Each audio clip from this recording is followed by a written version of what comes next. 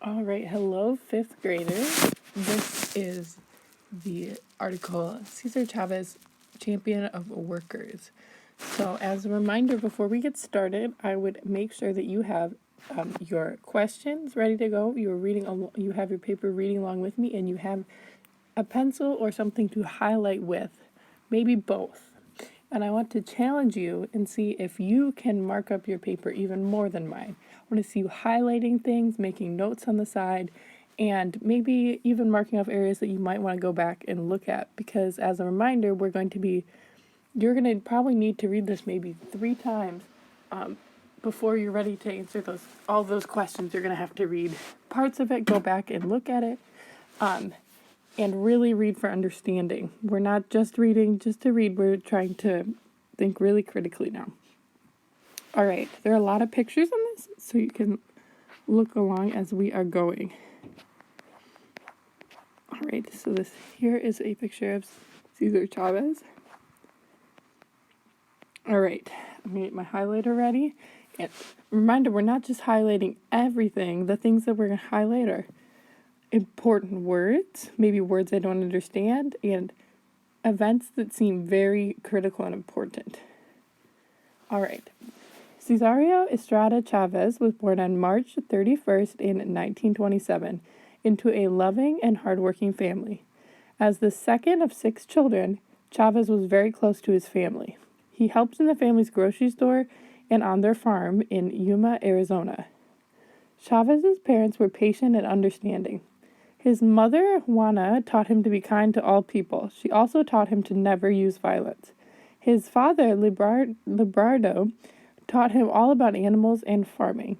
Chavez had a Mexican heritage. His grandfather had come to the United States from Mexico to start a better life. Chavez's mother was also born in Mexico. The Chavez family spoke Spanish at home. All right, things I'm going to highlight, and maybe a little bit different than when you highlight. Let's see. Something I think is really important is that he is close to his family and he helped in their farm.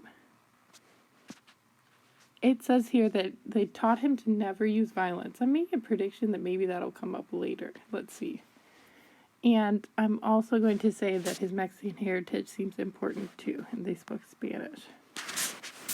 All right, there is a picture of his family at a rally in Calexo, California in the 1970s.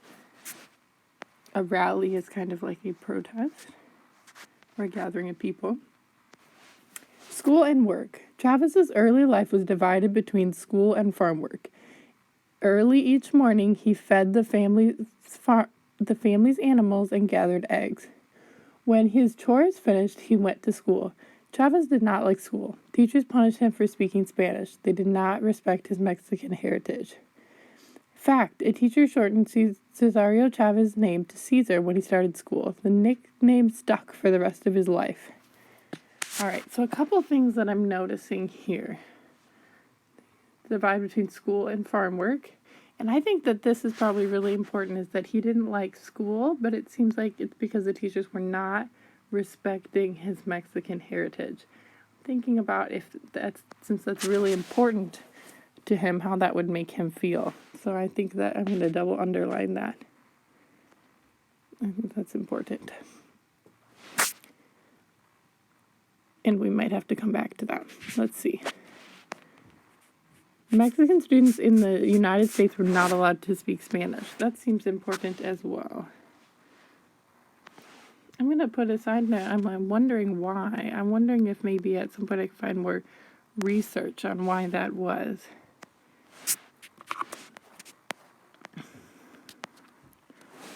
All right. Yuma, Arizona in the 1930s. Losing the farm. The Great Depression, 1929 to 1939, spread through the United States during the 1930s. Businesses closed and many people lost their jobs.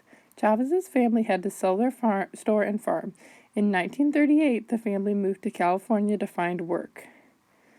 Quote, on your own farm you can work humane hours, but you can't when you work for someone else. I think that's important. I want you to make your own to write underneath this what does that mean. I want you to write in your own words what that means. That might mean. I want you to think about that for a second. I'm going to highlight here the Great Depression. That seems very important. Many businesses closed and people lost their job. And that seemed to directly affect Chavez's family because they had to sell their store and farm. Thinking about how that could affect him financially, but also emotionally and their family as a whole. All right, let's continue. Farm workers. In California, Chavez's family moved from town to town looking for work. Chavez learned that life as a migrant worker was not easy. Most fields had no bathrooms or drinking water. Owners paid workers barely enough money to buy food. One-room shacks or tents were the only homes they could afford, but the workers had no choice but to live in these poor conditions. Owners would not listen to them or help them.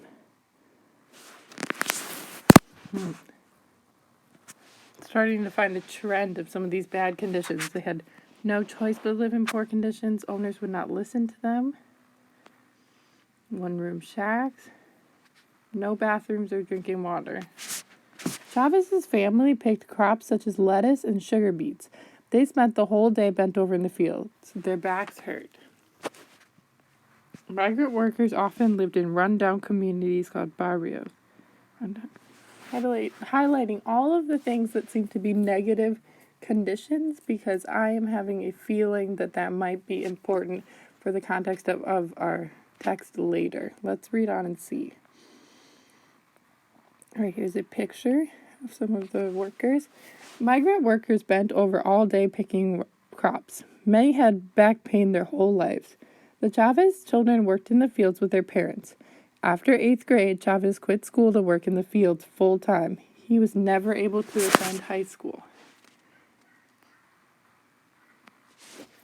There were no laws to protect farm workers' pay. That seems very important if we're thinking about how bad the conditions were. Owners could lower wages if they wanted. Chavez's father, Lepardo, wouldn't work for owners who cheated people out of money. If an owner began cheating workers, Lepardo stopped picking. He would strike with other workers. Lepardo taught Chavez to stand up for what he believed in. Let's think back. This seems like an important word.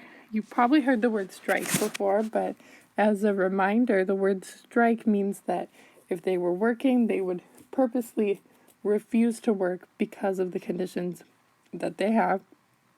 So that was something that Chavez's father did because he did not believe in the cheating of the workers. Chavez's family had to move often to find work. Chavez attended more than 30 schools before he finally graduated from 8th grade.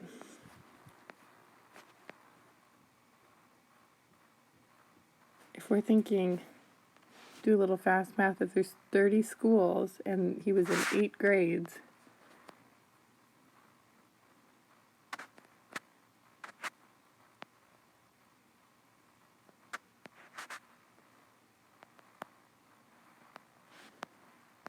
then he was in almost 4 schools every year. Can you imagine that?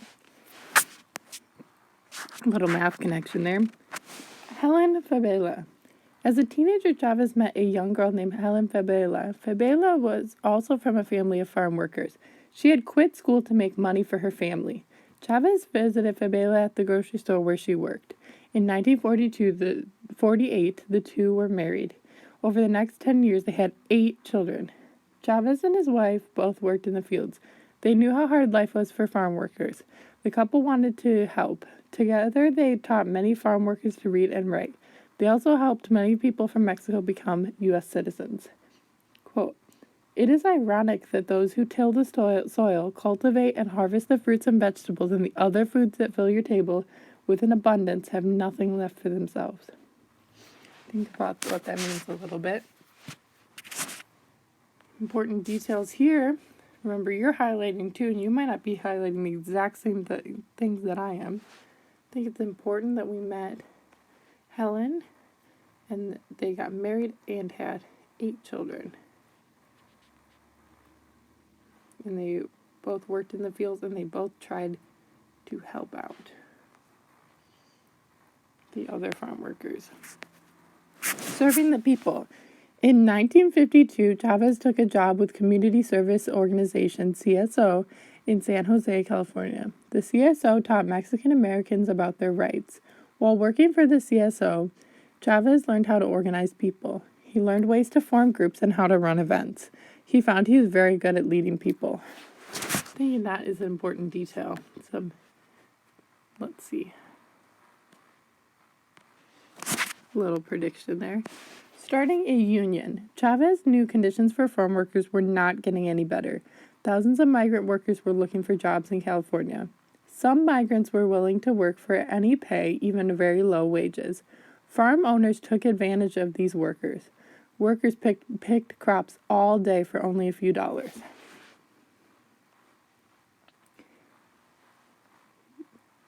The same trends we noticed before. Things are still bad. Wages are still bad. Things are not improving.